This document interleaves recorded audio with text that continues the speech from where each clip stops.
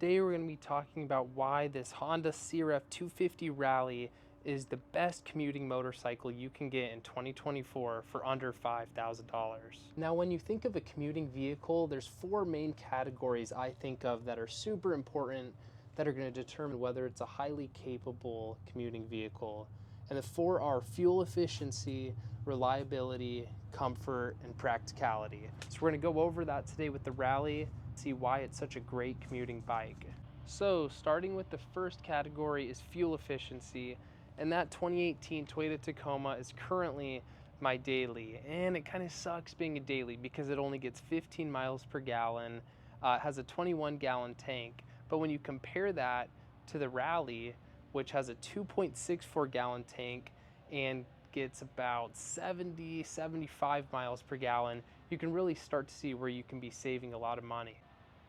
So gas in my area right now is $2.76 a gallon, and this holds 2.64 gallons. So if you fill this from completely empty, you're looking at $7.28 to fill the tank. Well, if I want to go the same distance, which these can do about 180 miles on a full tank, if I want to go 180 miles in my truck, I'm going to burn 12 gallons of gas, which is $33.12 with current gas prices.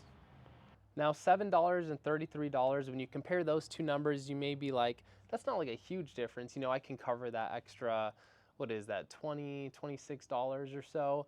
But when you span it out, you know, across the year, and say we just take that 180 miles of travel on each vehicle and we expand it to 18,000 miles, which honestly, I probably drive more than 18,000 miles a year, but if I did drive 18,000 miles a year in the Tacoma versus my Rally, the Tacoma would cost me $3,312, while this would only cost $728. So saving over $2,400 in a year riding the Rally compared to the truck.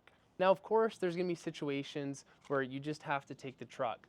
A lot of times I have to haul vehicles, load stuff in the bed, and unfortunately, this isn't gonna be able to pull a trailer or haul motorcycles, ATVs, golf carts, all that type of stuff. So for those unique situations, definitely have to use my truck. But you know, other than really adverse weather conditions, this bike can really just go out there and go do all the commuting you need. Now that we can see the merits of fuel efficiency with this 250 Rally, let's next talk about reliability, which is so important for a commuting vehicle. You just don't want to have to think about it. You want to be able to just go whenever you want, not have to worry about, is your vehicle going to start? Is it going to break down along the way? Have any issues? Well, luckily, this is a Honda, and whenever you think of Honda, one of the first words that associate with Honda is definitely reliability. And what makes this motor so special is this 250 engine that's in here, Honda's been using for so long. They've used this 250, while it's slightly tweaked, they've basically used the same motor for like CBR 250, the CRF250L. It's just a great motor that many people have put thousands and thousands of miles on. Now, I didn't want to come on here and just talk about the reliability of Honda and just state it as fact. Before filming this video, I did quite a bit of research on many different forums of people who have owned these bikes for many years and put thousands and thousands of miles on. And the consensus is really, as long as you do your oil changes, which Honda recommends every 8,000 miles, which is such a long service interval, but I'm sure you could do it every 5,000. People are getting 30, 40, 50,000 miles out of these bikes, no problem whatsoever, and they seem to just keep going. Another common issue with bikes as the mileage starts to go up is the valves get out of spec. I was finding a few people on some forums that were saying even after 30,000 miles, they didn't do any valve checks, no valve adjustments. They went in at 30,000 miles and the valves were perfectly in spec. Just a true testament of how reliable this motor is. In addition to that, we have one of the biggest motorcycle YouTube creators, Itchy Boots, who uses the CRF300 Rally, which is essentially the very similar motor, just has a longer stroke. And you can see how many miles she's covered on that bike, from the tip of South America all the way up to Alaska, currently riding through Africa. It's just a true testament of how special this bike really is. If you plan to use a motorcycle for commuting, comfort is going to be a huge factor. You don't want to hop on a bike and deal with just crazy discomfort. The Rally truly provides such a comfortable motorcycle platform to just put miles down. If you look at hopping on this bike, while it is tall, You can see I can still easily get my foot down, and this has aftermarket suspension. So a stock one, it's gonna sit a little bit lower as well. And so you just have this upright seating position, this really commanding seating position. Your bars are just right out in front in a natural position. You're not really gonna get any shoulder fatigue, and you're not crouched down like a sport bike or crazy ape hangers on a cruiser per se. You also have this small windscreen from factory that provides a lot of wind buffeting, so you're not just getting blasted by wind like the CRF250L variant that doesn't have any wind protection. And you can also opt for a taller windscreen if you really want complete wind protection. What's really fantastic about this Rally is you have such a long seat. So whenever you're riding, if you don't feel like you're that comfortable, you're not locked into one seating position like a lot of bikes where you have very little wiggle room. You know, you can move up if you need to, you can move back. You just have a lot of area to kind of move around and stay comfortable. Another thing I've recently been doing is riding around standing up. It's a really comfortable position, and with some bar risers, it would be even better. But you can truly just ride around. Came off the kickstand a little, but you can truly ride around just standing up in a way that you can't do on many other bikes. And it allows you to kind of stretch around, move around, and then get back into a seating position where you feel confident to ride. And the final category that you have to look at when looking at a commuting vehicle is just overall practicality. And the CRF250 Rally most definitely provides that. I mean, getting insurance for this thing is dirt cheap. Compared to my KTM 1290 Super Duke R, it is just an absolute fraction. You can't even compare the quotes for insurance on these bikes. These are dirt cheap, such a small displacement bike, and honestly the parts are much cheaper than many other bikes, easier to come by, and these things are just more durable. You can drop these bikes and they're going to keep riding, where a high-end sports bike or even like a high-end Harley cruiser, you drop that at speed, you're going to have some serious, thousands of dollars worth of damage. Or this, you can probably get away with like a broken lever if you don't have hand guards, maybe some scratched plastics, but the bike's just going to keep riding.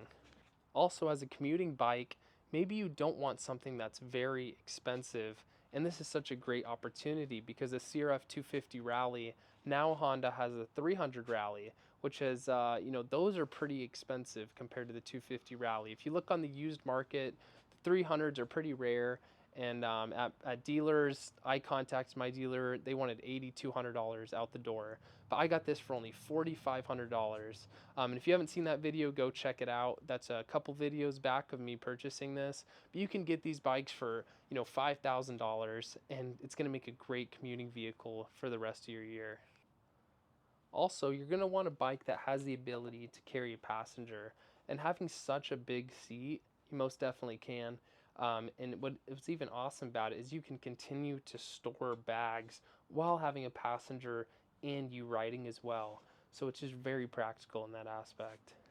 If you plan to commute on some super sport or more really sport oriented bike, you're going to have a lot of issues with carrying things. And this is where this bike really comes in handy. You can put tank bags up here, you can put bags on the fender, they make bags up for the front. And then of course you can have your rear bag, you can have side panniers. There's just so many options where you can carry so many things. You can actually go camping on these bikes. Just put on a big storage system and you can carry tents, everything you need to go camping, where a lot of other bikes are going to struggle to have the carrying capacity that this has. While commuting and cutting up through traffic, you definitely want a nice, narrow, nimble bike. And as you can see, these 250s are super narrow. You put them next to, big sport bikes, cruisers, and they just look like a little thin dirt bike coming down the road, which just makes commuting so easy. You have so many opportunities to weave around in a safe manner, as safe as you want it to be. Having that thin width really helps, especially in places like, say, California or European countries where you're going to be lane filtering. This bike is going to be able to do that with complete ease, as it's just so narrow. Unfortunately, living in the US and living near me, and I'm sure pretty much everywhere around the world, not too many places, but most of the roads are pretty terrible. There's potholes, there's cracks, people leave debris out in the road, and having this bike with the big front wheel, long suspension travel, you just feel confident going over all those bumps, all those different situations you're going to encounter commuting on a motorcycle. If If you get on a super sport bike, you have super stiff suspension, short suspension travel, and say you come over a piece of wood, you know, this bike, you can just lean back and it's gonna float right over it, where some of those other bikes may result in a complete disaster of a day where the CRF250 Rally is gonna be doing just fine.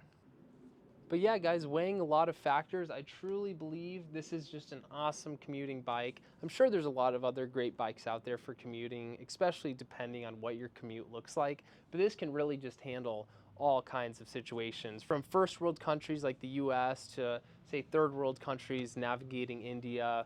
You know, this bike can really handle it all and just make such a great overall commuter. I'd like to know your guys' thoughts on this bike and what bike you'd want to have as an everyday commuter for 2024. Let me know down below and I'll be sure to check out those comments.